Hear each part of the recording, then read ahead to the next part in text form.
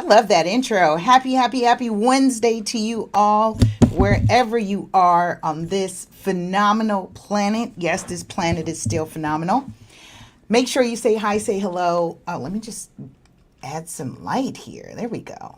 Woo! Make sure you say hi, say hello, drop a comment down below.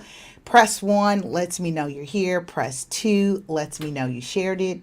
Today we are streaming episode 162. Let me find that somewhere in my show notes. Episode 162. Turn that reminder on here.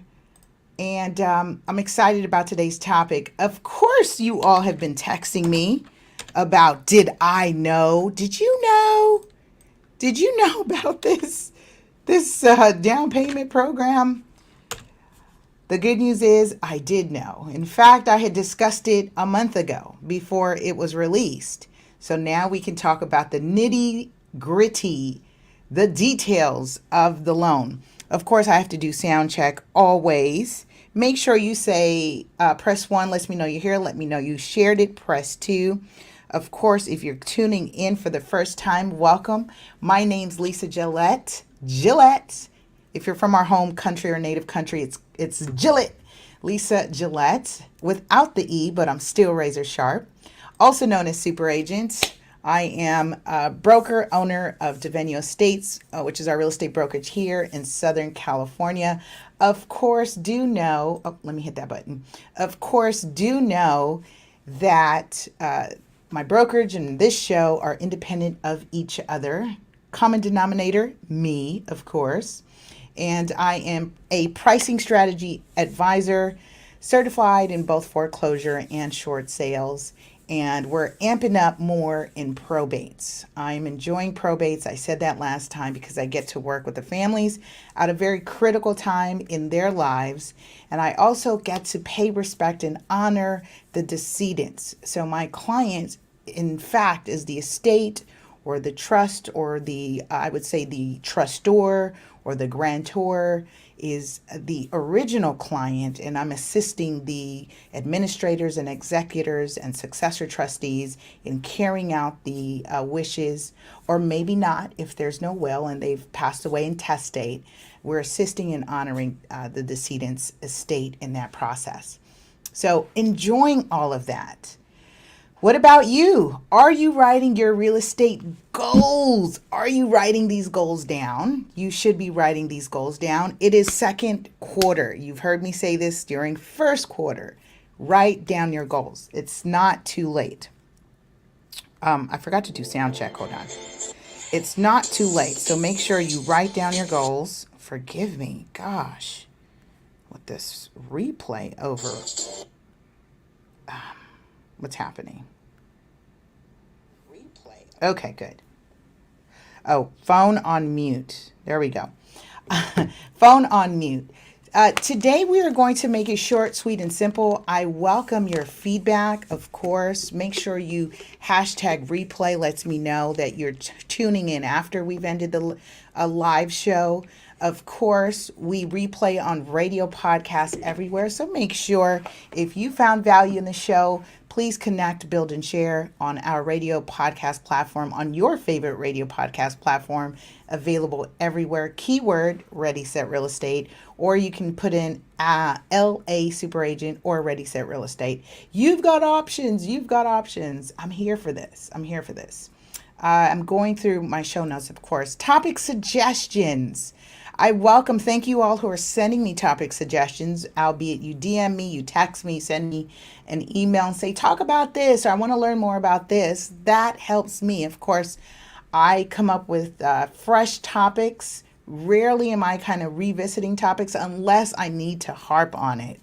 Like I'm going to harp on estate planning topics. I'm going to harp on trust and probate topics. I'm going to harp on just market updates, of course. And when we talk about, last week was so much fun and I got so much great feedback that how candid, I would say, or how real it was. And if you didn't realize that Ready, Set, Real Estate is the raw and uncut side of real estate, I will talk about the flips, flops, booms, and busts, and the ugly.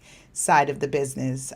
This is not your HGTV version of how glitz and glam and shiny and colorful real estate can be all the time. No. No. In fact, sometimes it gets serious. I remember 2 weeks ago, I was walking into a property and I felt like my life was at risk. I felt threatened as I was walking a property and consulting with a client. And when you step into this environment of real estate and someone has to discuss selling or the possibility of selling, you are messing with the lion's den in some cases. And so you have tenants and occupants that are not going to be cooperative. Some people might want to hurt you. And that was my scenario. I felt like this person was going to hurt me or assault me or attack me. I was prepared, right? So I'm thinking quickly, what am I going to do? Where are my exits? But see, people aren't really talking about that. Remember the version of cops, that's essentially what we sometimes have to run up and do. No one tells you all that stuff.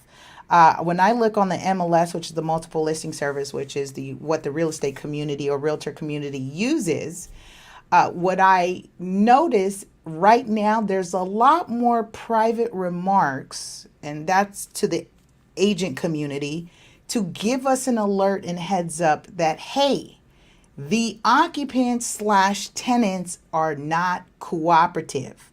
Hard to show, not cooperative, do not disturb, drive by only, right? And then you wonder why houses are sitting on the market for days at a time in a seller's market. We are still in the seller's market, of course, with respect to hypermarkets and local markets that are still in their boom.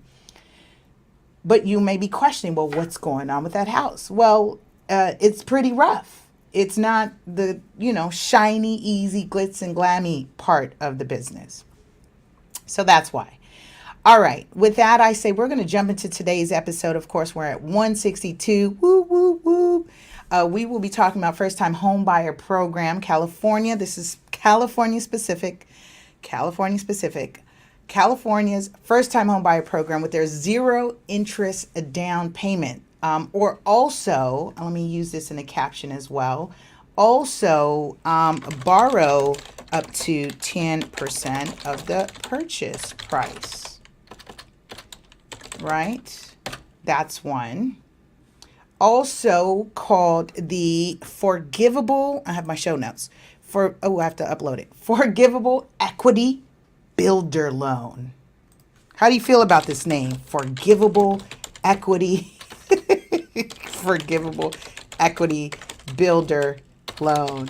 Of course, I'm going to talk about the real of this because some of you may feel like, well, I've got, money saved up. Maybe I won't have to use my money and I can use their money. June says, I like forgivable. All right, cool. You like that. It's called the forgivable equity builder loan. So what are they telling us? They are telling us they're trying to help you build equity. What are they telling you? They are telling you that it is a loan, right? And then, like June said, what are they saying importantly? It is a forgivable loan. Okay. Meanwhile, we marinate and chew on that. I want to, of course, make sure we shout out our sponsor. Our sponsors are in the building. Today's episode is sponsored by Omnis Property Solutions. And please make sure you reach out to them for all your property preservation needs, especially as we see more of this come up. So we'll be right back after this after this sponsor break. Be right back. Do you have properties that need to be maintained? For professional services that guarantee your property will stay safe and secure, Omnis Property is the team you want by your side. As a company, we pride ourselves on our best-in-class professionals, equipped with the latest technology for all your end-to-end property preservation needs. That means that from start to finish, our expert team can handle everything from accurate assessments to preservation projects of all sizes. Save money and time by working with leading experts that understand your needs and are committed to premier service. Get started today by contacting us for your project estimate. Visit www.omnispreservation.com or call 310-957-9132. Woohoo! Woohoo! Thank you for our today's sponsor making our show possible. Be sure to connect with them at omnispreservation.com. omnispreservation.com. You'll probably need to use more preservation companies or those who handle like lockouts, cleanouts to help deliver those property vacants, especially as we phase in. So FYI, if you're in California, we're still in our phases. In fact, beginning June 1st, we are going to be in a second phase of what they are calling phasing us out of the moratorium, which means beginning June 2022, that's in the next less than 30 days away, you will now be able to evict occupants for owner occupancy. I'm not clapping because I have to evict a tenant. I'm clapping because now we can get more of that inventory back to owner-occupant buyers. Investors are making a killing buying those properties at a discounted rate to take on the challenges of dealing with tenant-occupied properties during a moratorium.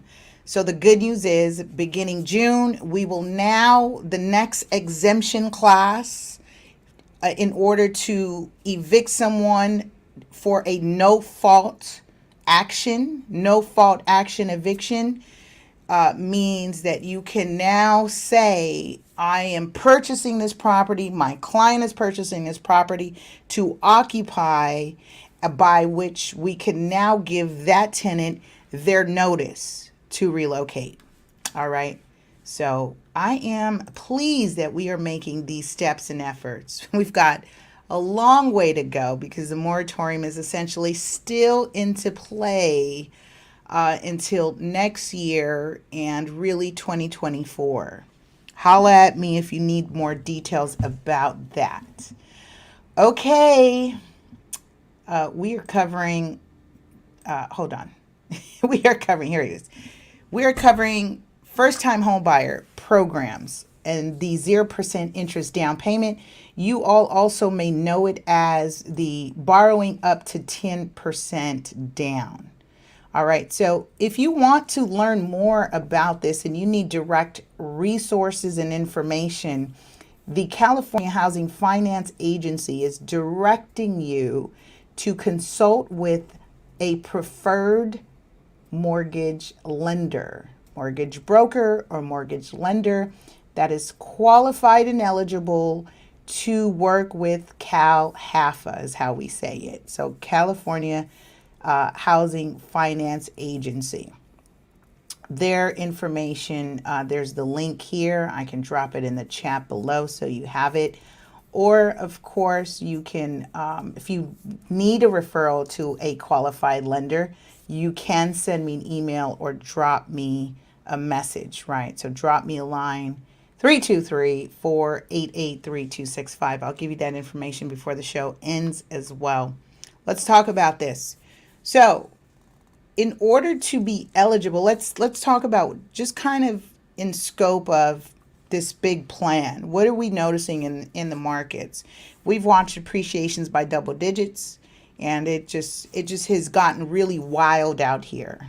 It's the wild, wild west. Really, pun intended, considering we're in California. It's the wild, wild west.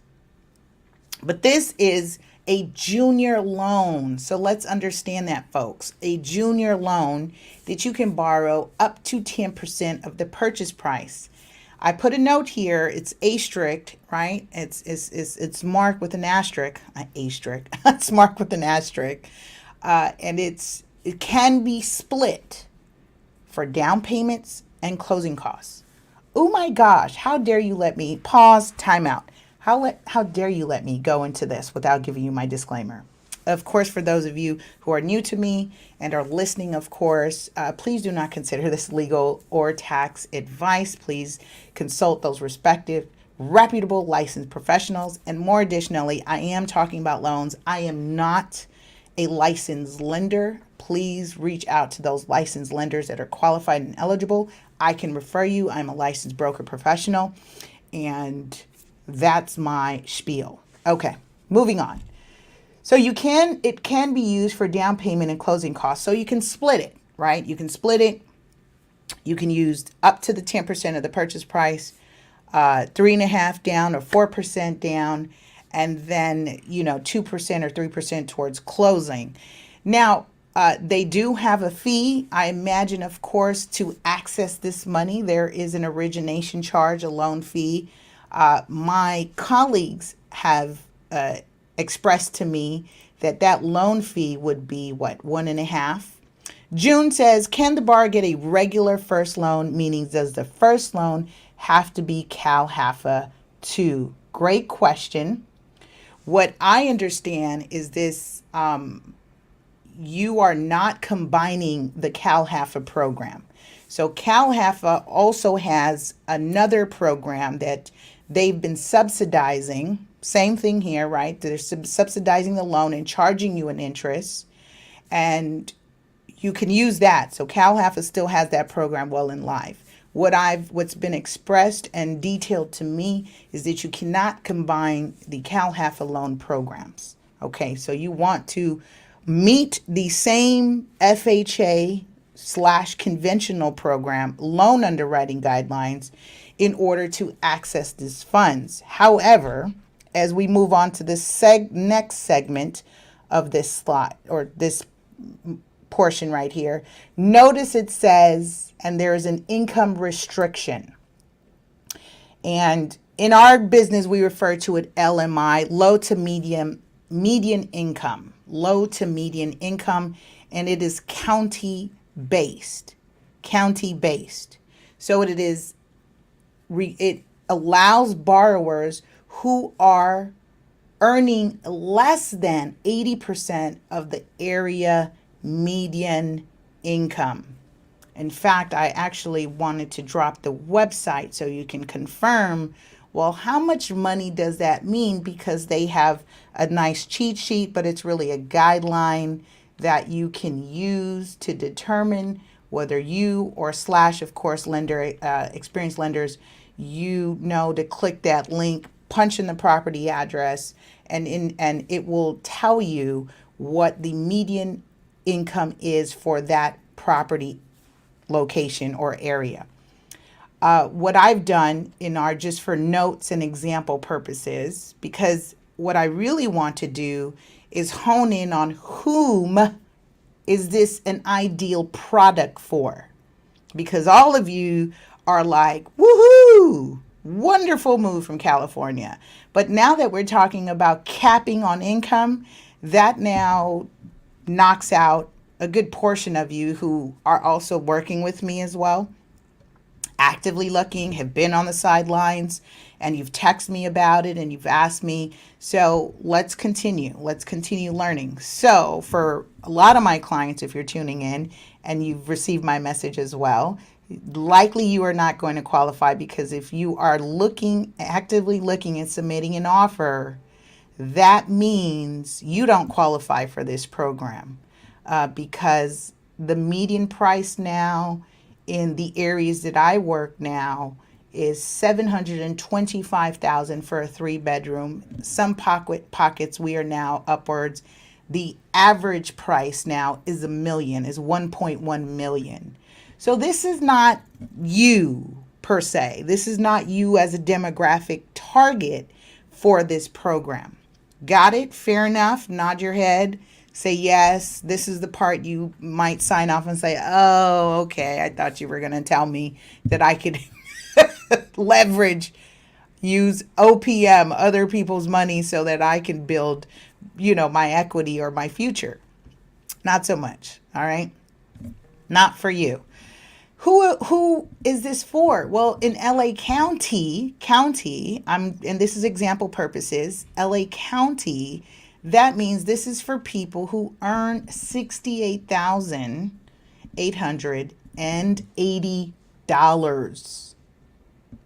$668,880.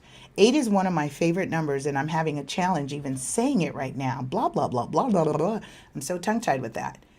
So just under 69,000 you would earn. Now, June is a lender here. June, what would that get someone number-wise? Because even though you will get to borrow 10%, you still have to qualify for the mortgage.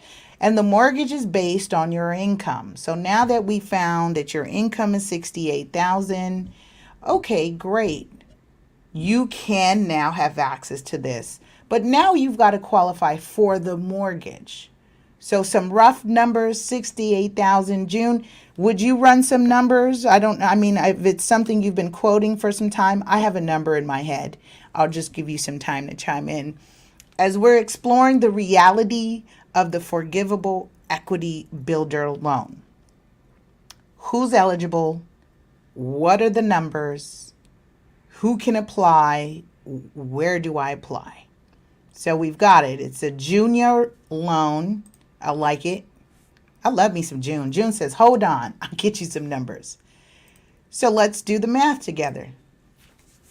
By the way, I would imagine if you are still on the fence about what's happening in the market, I encourage you to hang in there, right? Because rates are up. I had a great conversation with one of our lender partners this morning.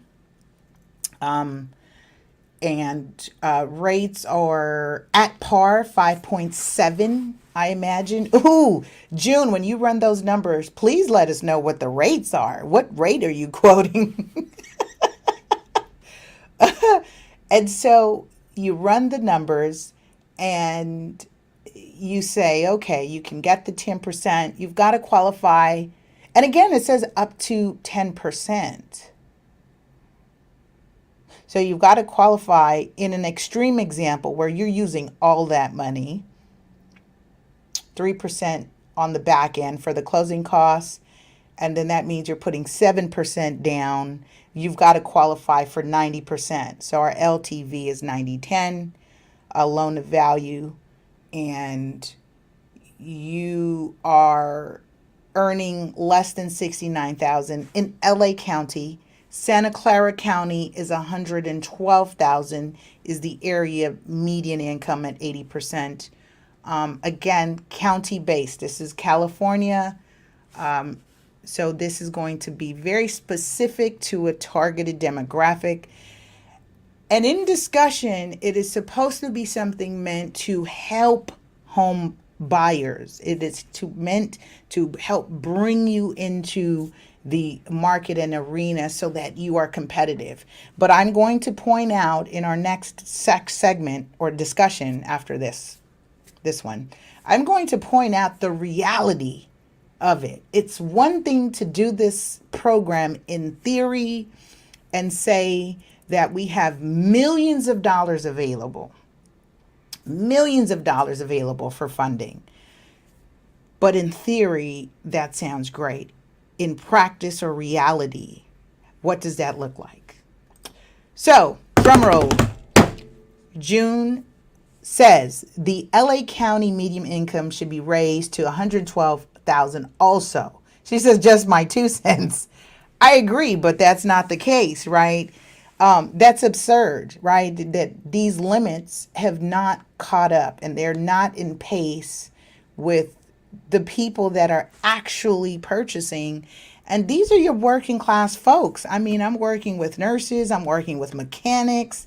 I have teachers combining incomes. Come on here. We're hurting. So this is a nice step, but I feel there needs to be, like June says, there needs to be a more aggressive approach to increasing access because the people that are stepping in are the ones that are using their pensions. I'm looking at people's 401ks, their 403bs. They've got a savings and they're like, okay, well, if I have to, I don't want to, I'll tap into my pension. Come on.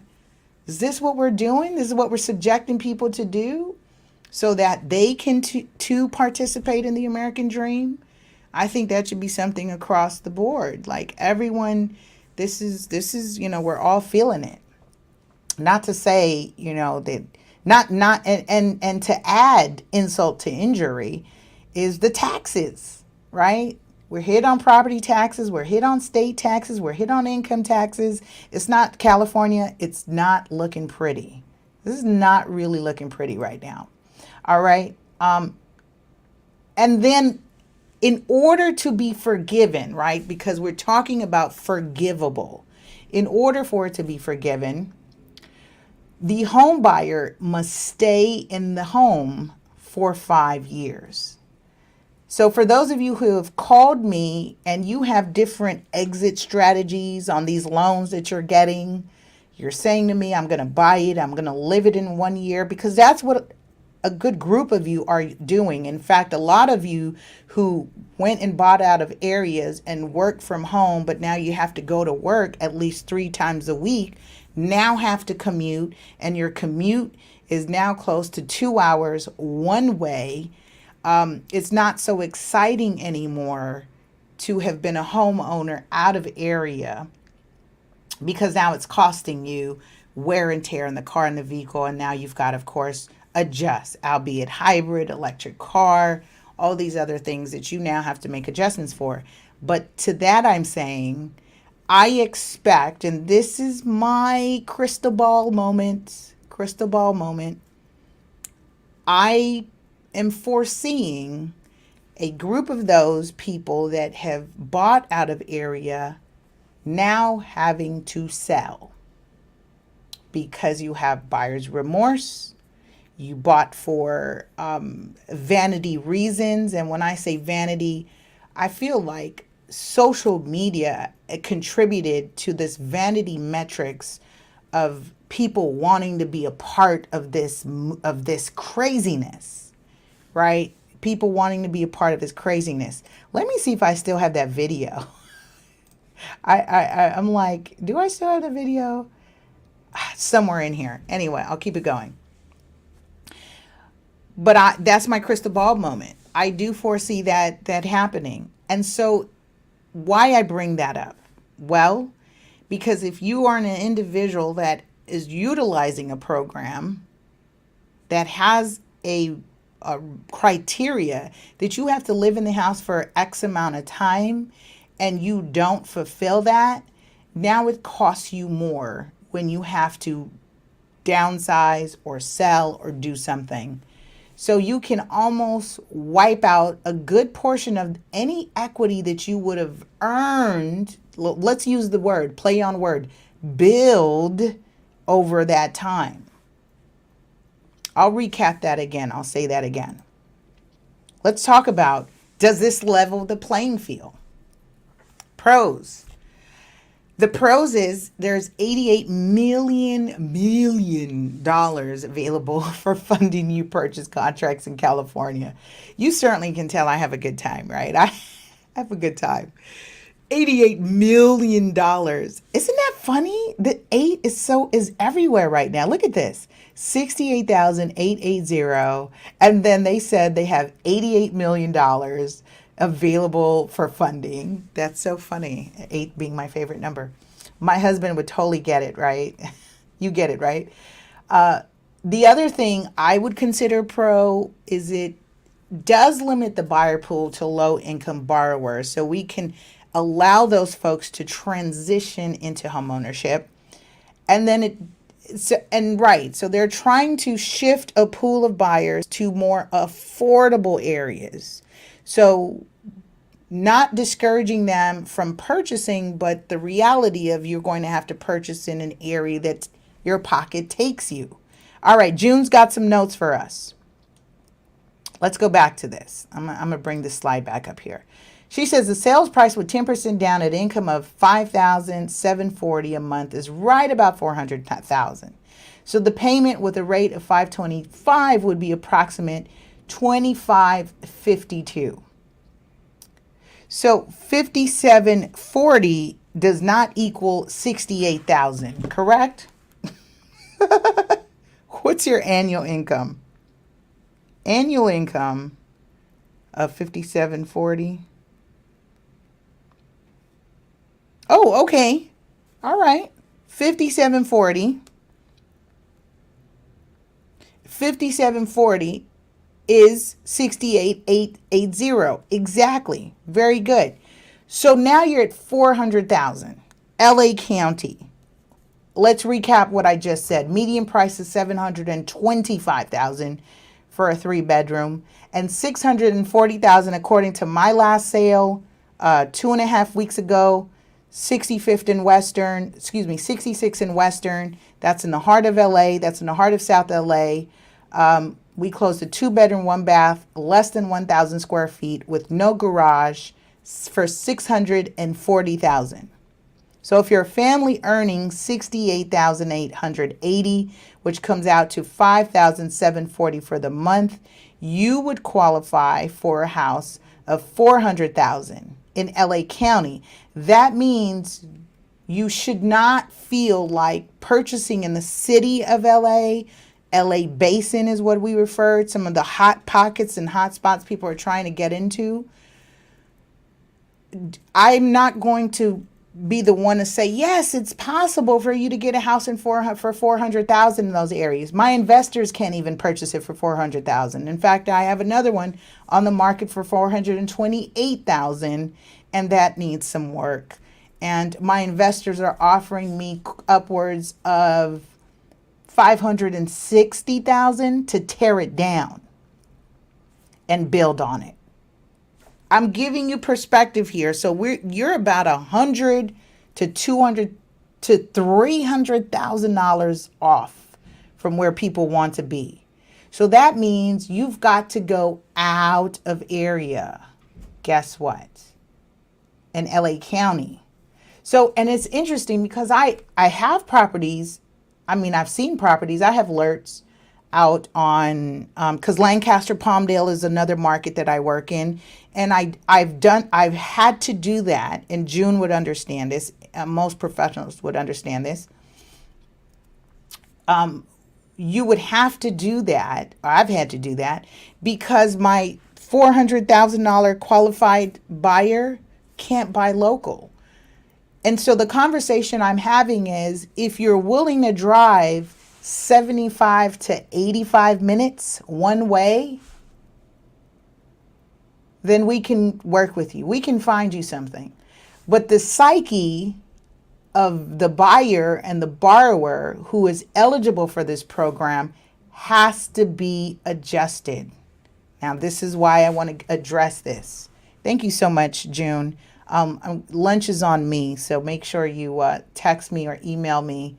I'll send you a Cash App or PayPal, okay? And I have the Ready Set Real Estate gift card as well. So I thank you for that.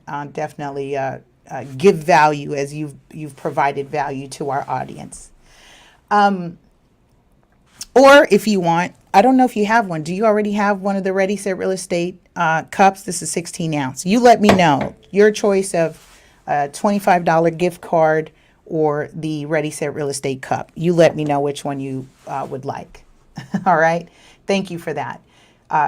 So given that, we now have to talk about the psyche of the buyer and borrower who is earning this amount. $57.40 a month. She says, I like the cup. It's yours. All right. Just sidebar with me and send me your address. We'll get that shipped out to you. So given the income here, $400,000. Let's talk about this. I talked about the pros. There's $88 million available to make this happen. It's not an impossible feat. It's a very possible one. But this requires an adjustment to the psyche of the borrower of what they're willing to do for home ownership. Are you willing to live out of area and build that equity? Because the conversation is intergenerational. Are you doing this for someone or something beyond yourself? You might be the first person in your family to become a homeowner, and that might have to be 75 minutes, 95 minutes out of area, which those areas are really getting competitive as well, as I'm seeing. Although I will express and disclose, I'm noticing those markets are starting to drop prices. There's a lot of quote unquote price improvements.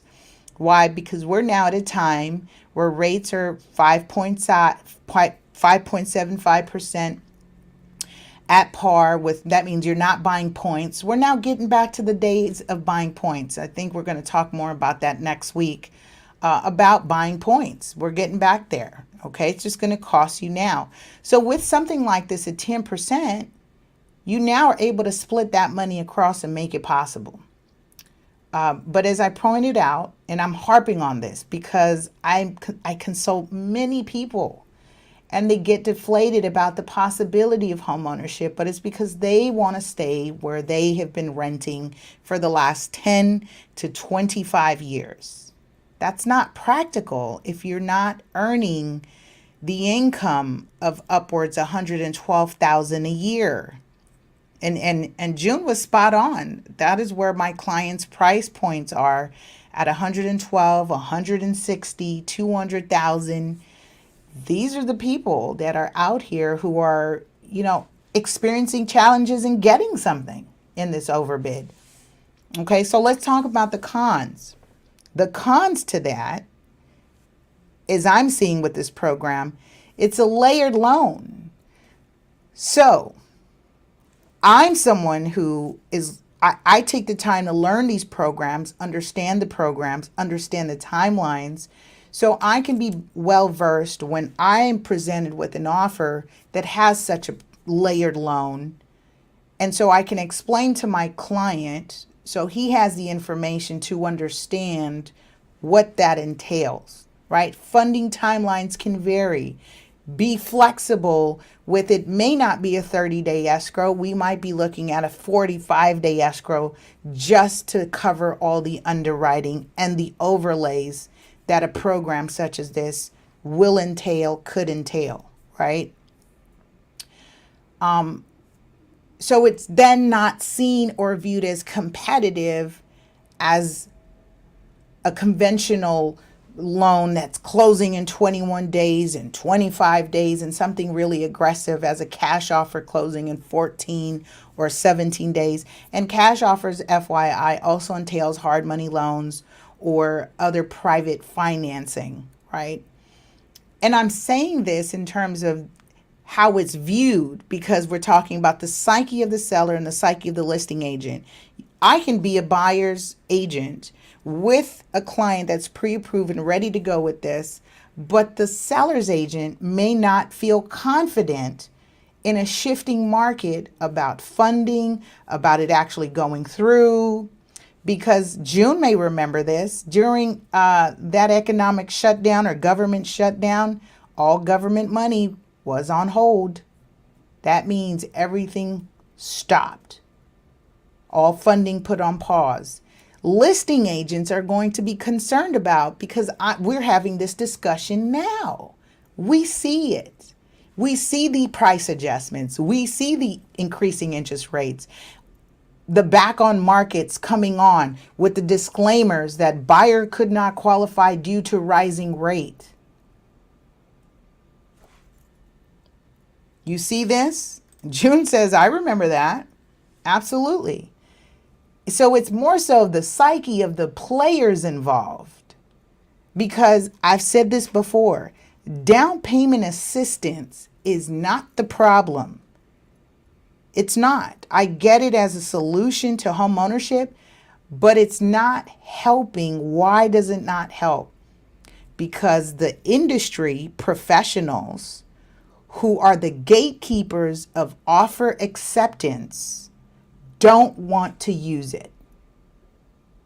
They are choosing for their seller clients.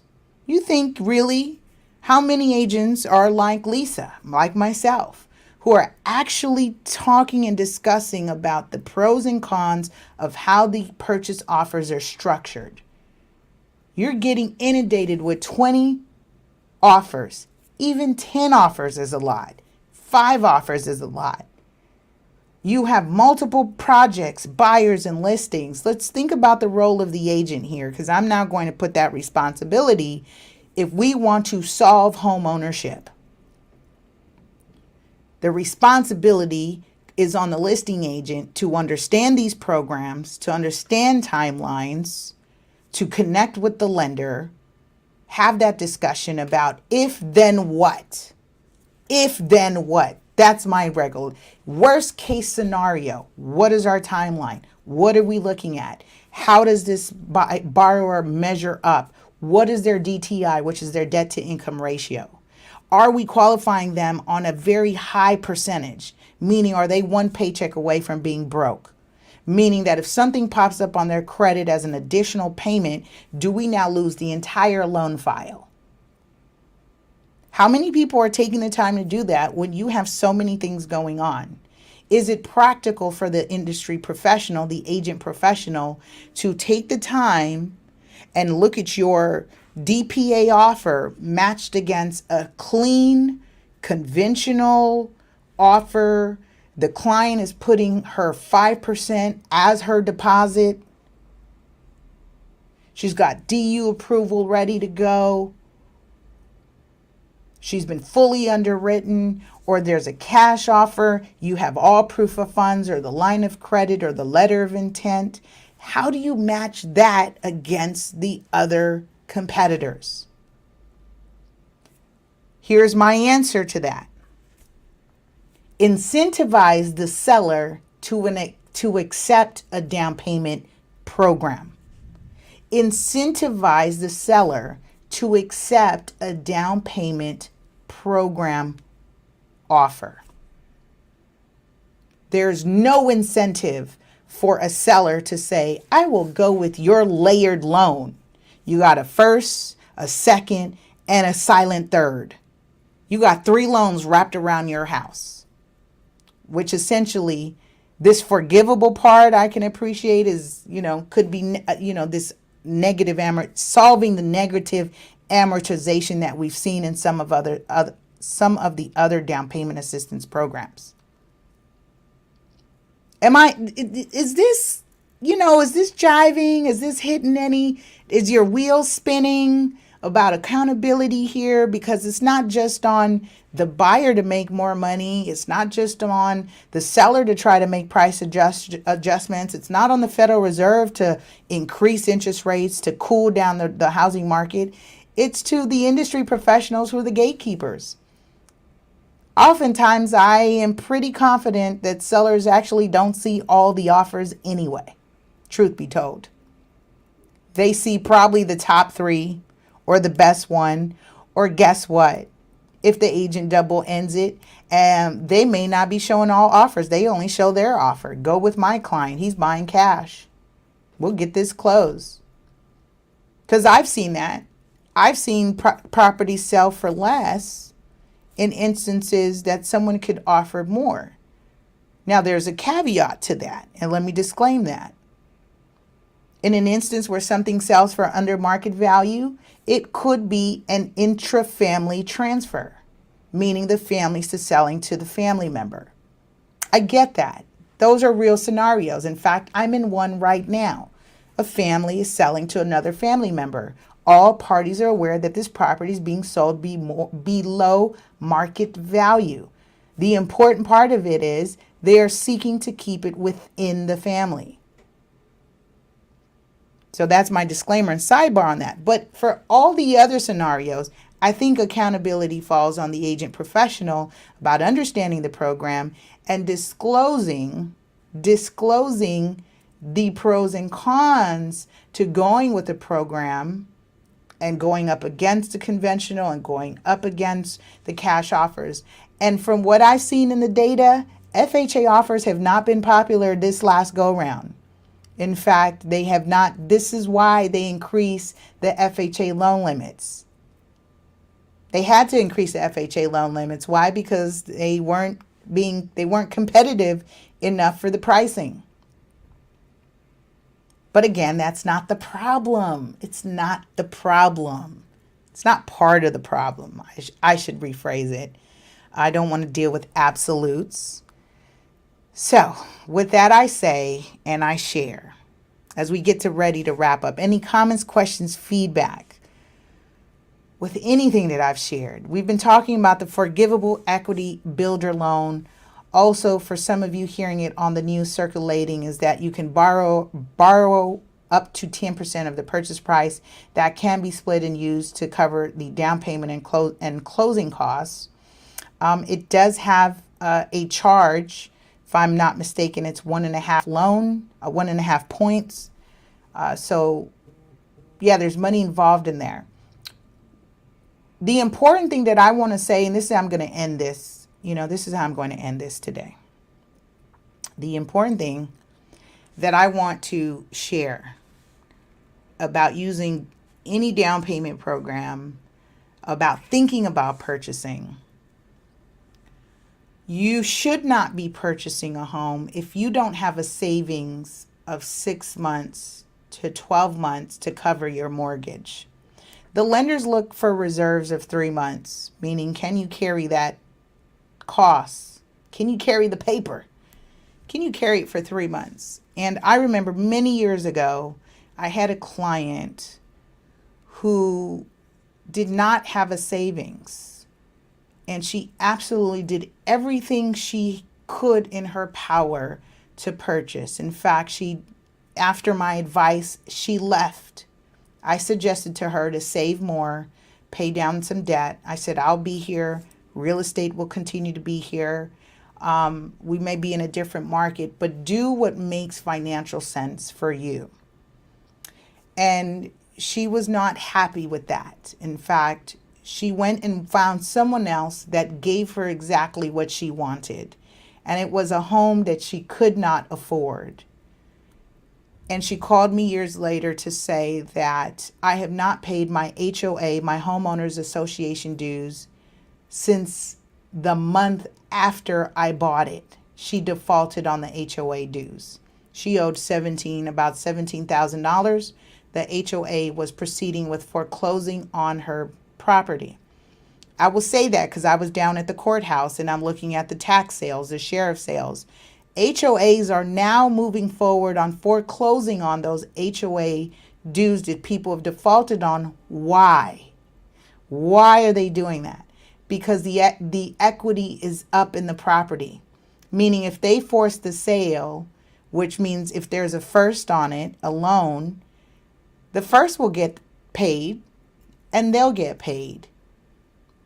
See, prior to this market boom that we're having, HOA associations were not moving forward on filing those foreclosure actions because they'd have to pay off the first. Would there be enough money left to pay the HOA association in the event that happened? But because we're in an arena that has equity right now, yes, the second lien holders are filing those foreclosures. Those junior lien holders are filing the foreclosures because the properties have equity. So you can't play these games about, oh, I'm going to get in and then, I'll figure it out as I go. Not in this market. That's not the temperament or attitude that you should have anyway. You need about 5% of the purchase price in savings for what we call capital expenditures in the event the roof goes out. You have plumbing issues, you have electrical issues, you may have foundation issues that you didn't know or was missed or what have you. 5% annually should be a savings that you should be working on because you're now the landlord of yourself. Call self. Hey, self, my toilet just went out. I need somebody to come out and take a look at it. Okay, well, looks like we're going to have to tap into that savings account and repair the line, right? The sewer line. That's the reality of it. I get it. What I do as an educator, as an advocate, I'm a real estate literacy advocate. I'm not a home ownership advocate.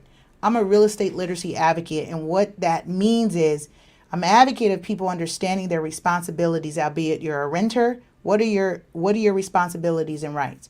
You're a landlord owner. What are your responsibilities or rights? The more information you have, the better informed you are in making those decisions as to whether this is a good fit for you. Homeownership is something that now is dividing classism and separating people as I see it. We are seeing something tremendous right now that is dividing classes of the haves and the have-nots. And I get it. California's approach to making $88 million available by way of this 10%, borrow 10% down, and it's forgiven over 5 years, or forgiven if you stay there for 5 years. It's forgivable. They have another program called Home Rewards, where it's $67 million, and it's a home buyer grant program. So they just released two programs, CalHFA and the California Housing Community Development, have released these grant programs to help home ownership, but it's to build homes, right? So it's new build projects outside of the areas. They're trying to expand and use all of the desert that no one really wants to go to, but that's why we're talking about the psyche. What is the psyche? What is your psyche when it comes to real estate, home ownership, being an inheritor or heir, someone who inherits property, and you say, I don't want the responsibility. I don't want to deal with it. We've got to be forgiving of people in them deciding that they don't want to do it. We've got to be more forgiving and let people do what they're going to do. All right. I felt like I was really on my soapbox today. June, I want to say thank you very much for your support and information, just kind of helping us out, providing a real perspective on this forgivable equity builder loan program, and giving us the numbers for those who really wanted to understand who qualifies. How much do I bring down? What's my mortgage payment going to be? So I appreciate you so much, and make sure you send me a message. I will we'll send out your very own Ready Set Real Estate cup. It's my favorite. Like, if I could keep it with me everywhere, I will. All right, with that I say, make sure you are, if you don't have it already, because I just kind of segued into notice of defaults and foreclosures, because we are getting to that place, people. So I want to make sure that you have the Homeowner's Guide to Success. It talks about the alternatives to foreclosure. What we do as a team, as a brokerage, as a firm, we discuss home ownership retention, and the last resort is selling the property. So if we can retain the property, what can we do? How do we do it? So make sure you're getting your free guide from the CFPB, Consumer Financial Protection Bureau. Send an email to lisa@lasuperagent.com, lisa@lasuperagent.com. You can also text me at 323-488-3265. I'm going to drop that in so you can call, text, because I'm sure I touched on some points today that some people will want to sidebar with me about. You're more than welcome to reach out to me directly. 323-488-3265. I want to say thank you for our radio podcast listeners. Appreciate you, love you. And with that, I say have a very powerful and productive week. We'll see you next week on another information-packed episode of Ready, Set, Real Estate. Bye.